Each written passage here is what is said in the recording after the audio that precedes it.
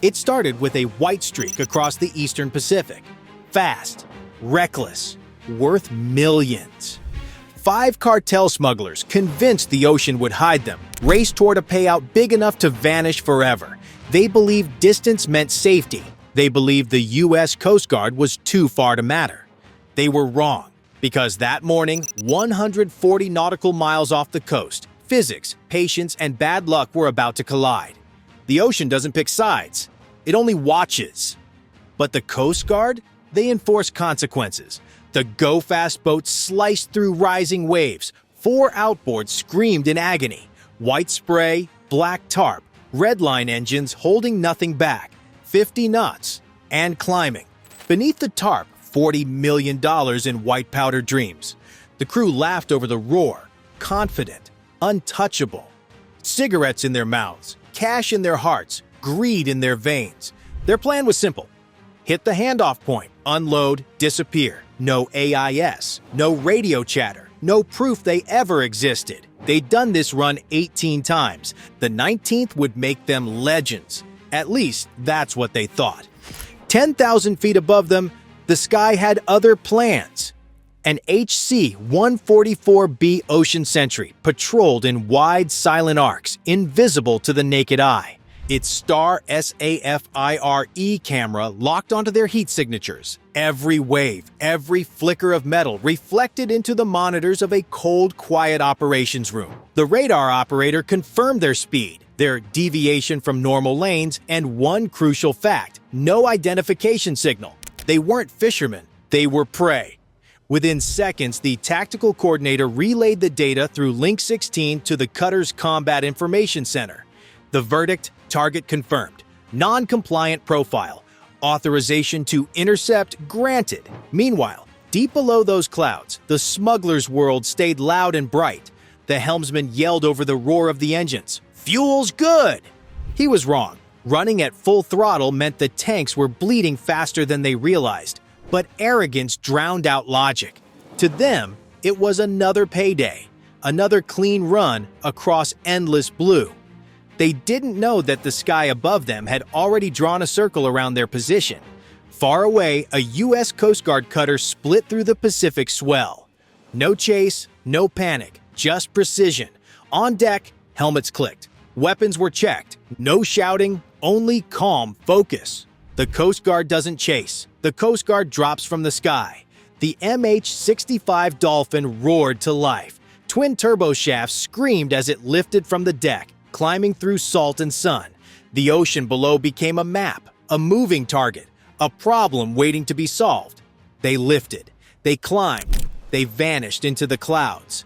Hunters in the sky. The go-fast boat surged ahead, engines howling. One of the smugglers leaned back, grinning, until his smile faded. He glanced at the gauge. The fuel was dropping faster than it should. He hesitated, looked up. The sky darkened. A shadow grew over the waves. He squinted and froze. High above, orange and white blades cut the clouds. The Coast Guard had arrived, merciless, inevitable. Rotor wash slammed into the boat. Spray blinded the men. The wind became a weapon. Then came the voice, mechanical, thunderous, unignorable. "Stop your vessel immediately!" The words echoed through the air and across the deck. But panic beat logic. The smugglers screamed. One reached for a weapon, another pushed the throttle harder. They thought speed was safety. They thought wrong. Protocol was clear. Verbal warnings, then warning shots. Then, if necessary, the engines would be disabled. The pilot gave them every chance to surrender. They didn't take it. Tracer fire stitched the water ahead, exploding spray inches from the bow. The message was clear. But these men weren't listening. Adrenaline, greed, and stupidity made a toxic mix. They kept running. The pilot's voice came through the comms. Subjects non-compliant. Authorization for engine termination confirmed. The gunner steadied the Barrett .50 caliber. Its recoil could stop a truck. Its purpose was simpler: end the run. He exhaled. The helicopter swayed. He squeezed the trigger. The first round punched through metal. One engine burst into smoke and flame. The boat lurched, veering wildly. The gunner adjusted. Second round, another engine dead. The smugglers shouted, chaos erupting. Third round, more black smoke, more panic. The last engine screamed before failing entirely. The go-fast was no longer a weapon. It was a coffin drifting in the Pacific. For a moment, there was silence. Only the slap of waves and the distant hum of the helicopter above. No more running, only consequences. 2 RHIBs hit the water, fast, violent, and precise. Engines roared as they cut across the swells, splitting paths like blades. The operators inside were silent, armored, efficient. One team came from port, the other from starboard. Perfect symmetry, no escape.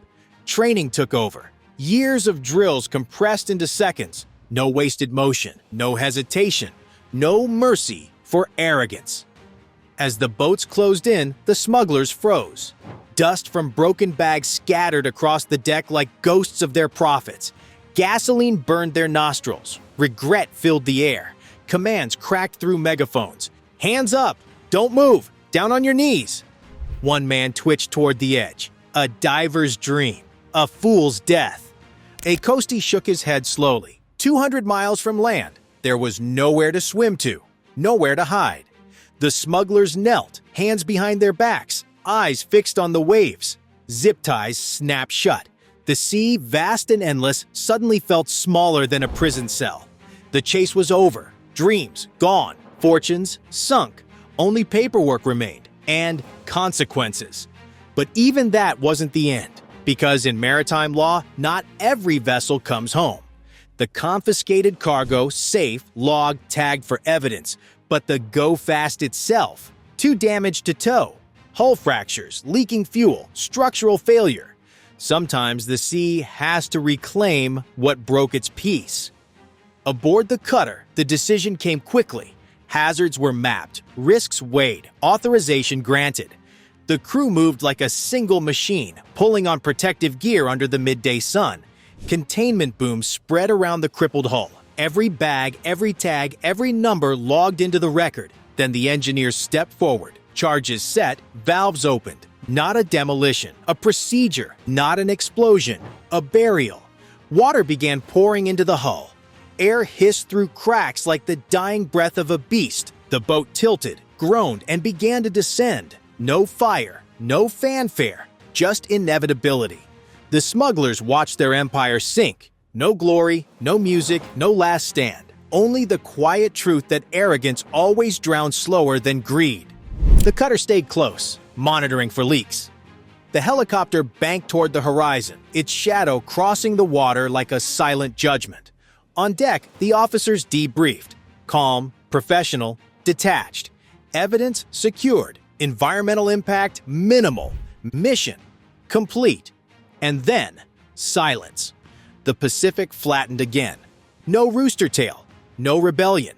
Just 5 men in custody, their empire reduced to bubbles and paperwork. They had trusted the sea to protect them, believed distance could hide them, thought the law couldn't fly. But out here it does, and it flies fast, Semper Paratus. Always ready, always watching, even when you think you're alone. The ocean keeps no secrets, only the echoes of those who thought they could outrun it.